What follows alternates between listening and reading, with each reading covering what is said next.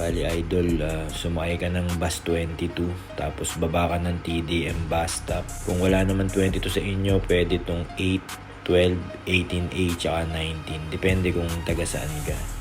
Basta ang baba mo TDM bus stop. Tapos lakarin mo lang yan. Tapos nakikita mo yung building na yan. Yan ang Mongha. So yan yung pinagbabasketballan namin. So nagpapareserve kami. Tapos nagpapalista. Tapos ambagan tayo dun sa bayad ng court. 200 per hour yun. Tapos may QR code ka. Kung anong oras yung pinareserve nyo, pumasok ka lang dyan. Tapos 15 minutes before nung schedule, pwede ka nang pumasok. Kapag ka wala pang 15 minutes, kailangan maghintay ka muna dyan. Depende kung saan kayo naka-assign. Pwedeng nasa first floor, nasa fourth floor, kung saan kayo naka-schedule. So yun lang idol. Tara G.